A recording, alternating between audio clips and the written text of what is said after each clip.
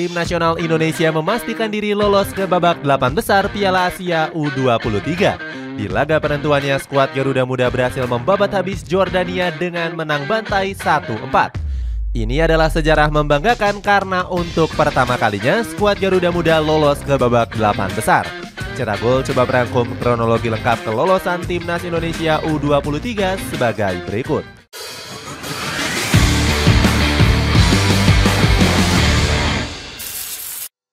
Optimis lolos meskipun sempat dilanda masalah.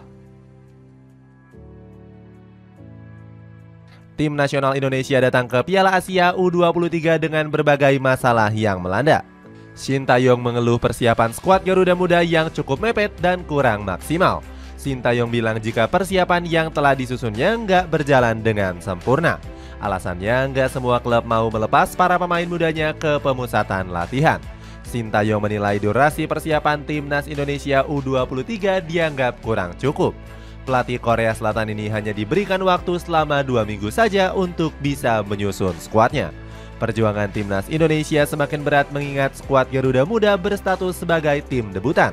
Mereka juga langsung tergabung dalam grup yang cukup sulit. Untuk bisa bersaing, Timnas Indonesia harus bisa mengalahkan Timnas Qatar, Australia, dan Jordania. Di atas kertas, komposisi ketiga negara ini jauh lebih baik dibandingkan dengan Indonesia. Apalagi skuad Garuda Muda diberikan target yang sangat sulit untuk digapai untuk sebuah tim debutan. PSSI menargetkan kalau pasukan Sintayong untuk bisa menembus babak 8 besar. Tetapi atas keinginan Sintayong sendiri, targetnya meningkat menjadi lolos ke semifinal. Muhammad Kusnaini selaku pundit lokal terkejut dengan target tinggi PSSI. Bungkus mengatakan target tersebut dianggap cukup ambisius dan bakal dinilai menyulitkan Sintayong. Pasalnya materi pemain skuad Garuda Muda dianggap nggak mendukung. Sebelumnya Sintayong memanggil 28 pemain ke pemusatan latihan yang mayoritas adalah pemain lokal yang bermain di Liga 1. Meskipun begitu, Sintayong optimis dan mengatakan kalau skuad Garuda Muda siap untuk bertempur. Dirinya bakal memberikan performa yang terbaik demi memenuhi ambisi tersebut. Cetak sejarah, kalahkan Australia. Hal yang dikhawatirkan Bungkus benar-benar terjadi di pertandingan perdana. Skuad Garuda Muda harus menelan kekalahan atas tim tuan rumah Qatar dengan skor akhir 2-0. Akan tetapi, publik sepak bola Indonesia justru mengapresiasi kekalahan skuad Garuda Muda. Witan Sulaiman dan kawan-kawan dianggap sudah berjuang mati-matian untuk meraih kemenangan. Para netizen menganggap wasit telah menghancurkan permainan Timnas Indonesia. Nasrullah Kabirov beberapa kali mengambil keputusan janggal yang merugikan skuad Garuda Muda. Salah satu keputusan janggalnya adalah dengan memberikan kartu merah kepada Ivar Jenner. Padahal pemain FC Utrecht U21 ini nggak melakukan pelanggaran yang cukup keras.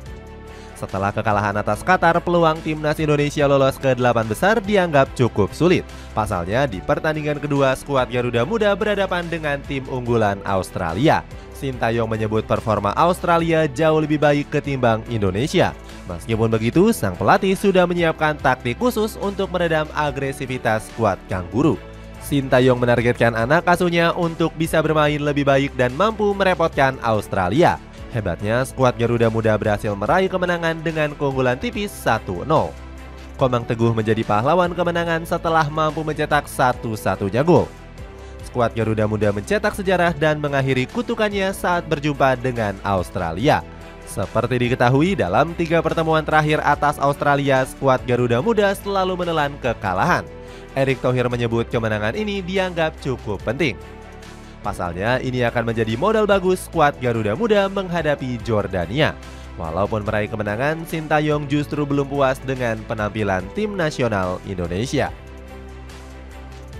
Penuhi target lolos 8 besar. Sintayong bakal memperbaiki kekurangan agar bisa mengalahkan Jordania. Berkaca dari laga sebelumnya, sang pelatih sangat yakin kalau Indonesia bakal bisa bermain baik. Benar saja, skuad Garuda Muda tampil luar biasa dengan membabat habis Jordania 1-4. Anak asuh Sintayong sudah menekan lini pertahanan skuad The Silvalros sejak menit awal. Saat itu, Rafael Strike hampir melesakkan gol saat menerima umpan manis dari Witan Sulaiman. Beruntung Ahmad Al-Juadi dengan sigap mampu mengamankan gawangnya. Kemudian timnas Indonesia mendapatkan hadiah penalti setelah Rafael Strike dijatuhkan di kotak terlarang. Marcelino Ferdinand yang menjadi algojo sukses menjalankan tugasnya dengan baik. 10 menit sebelum laga usai, Witan Sulaiman berhasil mencetak gol kedua lewat skema cantik. Kombinasi Rizky Ridho dan Marcelino diselesaikan dengan placing indah di sudut kanan gawang. Dominasi timnas Indonesia bahkan membuat Jordania merasa frustasi. Skuad The Silvalros gagal menciptakan satupun peluang emas dan hanya mengandalkan umpan-umpan silang. Beruntung pertahanan timnas Indonesia masih cukup solid dan sulit digempur oleh penyerang Jordania. Di babak kedua, Indonesia sedikit menurunkan tempo permainan. Hebatnya, skuad Garuda Muda berhasil mencetak 2 gol lewat Marcelino Ferdinand dan Komang Teguh. Kemenangan atas Jordania berhasil meloloskan Indonesia ke babak 8 besar. Skuad Garuda Muda kembali mencetak sejarah baru. Pasalnya, ini menjadi kali pertama skuad Garuda Muda mampu bermain hingga babak 8 besar di Piala Asia U23 sebagai tim debutan. Sintayong berhasil membuktikan janji manisnya. Mantan pelatih Seongnam Ilhwa ini sempat menyebut akan menaikkan level Garuda Nusantara ke level tertinggi. Berarti Sintayong diambang perpanjangan kontrak baru karena berhasil menyelesaikan tuntutan PSSI. Sebelumnya PSSI meminta sang pelatih lolos ke 8 besar apabila kontraknya ingin diperpanjang. Pembuktian pemain lokal. Sejarah baru yang tercipta nggak terlepas dari performa gemilang pemain-pemain lokal. Sintayong lagi-lagi bisa membuktikan kapasitasnya sebagai pelatih. Padahal media Soha sempat memprediksi Indonesia akan kesulitan tanpa pemain keturunannya. Skuad Garuda Muda sendiri hanya membawa 4 pemain keturunan saja, mulai dari Rafael Strike, Justin Hubner, Ivar Jenner, hingga Nathan Chuaon. Hebatnya, para pemain lokal sukses menjadi bintang pertandingan di sejumlah laga. Dari 3 pertandingan yang dijalani, mayoritas gol berasal dari para pemain lokal. Sebut saja Komang Teguh yang sudah mencetak 2 gol di pertandingan kontra Australia dan Jordania. Berikutnya ada Marcelino Ferdinand yang menjadi bintang kemenangan menghadapi Jordania. Witan Sulaiman juga nggak boleh dilupakan setelah berhasil mencetak gol cantik. Padahal dirinya sempat mendapatkan hujatan dari para netizen Indonesia. Warganet mengkritik jika Witan selalu bermain buruk dan kerap melakukan kesalahan umpan. Penampilan apik dari Witan dan Marcelino mendapatkan komentar positif dari Muhammad Rais Adnan.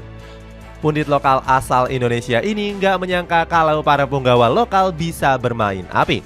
Rais Adnan mengatakan kalau para pemain keturunan bahkan kalah pamor di turnamen kali ini. Justin Hubner sempat melakukan blunder dengan melesakkan gol bunuh diri. Berpeluang lawan Jepang atau Korea Selatan. Skuad Garuda Muda langsung ditunggu oleh lawan yang kuat usai meraih kemenangan dari Jordania. Timnas Indonesia U23 berpeluang bakal bertemu dengan Jepang ataupun Korea Selatan. Kedua negara unggulan ini masih akan saling bertarung di laga terakhir grup B. Jepang dan Korea Selatan kini sama-sama mengoleksi 6 poin dari 2 laga. Pemenang dari duel kedua negara ini dipastikan bakal menjadi lawan Garuda Muda. Sintayong mengaku nggak gentar menghadapi Jepang ataupun negaranya sendiri Korea Selatan. Coach Sintayong malah berharap Garuda Muda bisa melawan kedua negara raksasa Asia tersebut. Namun Sintayong menyebut lebih ingin bertemu dengan Jepang dibandingkan dengan Korea Selatan. Pasalnya Coach Sintayong enggan berhadapan dengan negaranya sendiri. Skuad Garuda Muda juga diprediksi bisa menyulitkan Jepang yang dihuni oleh para pemain muda terbaik.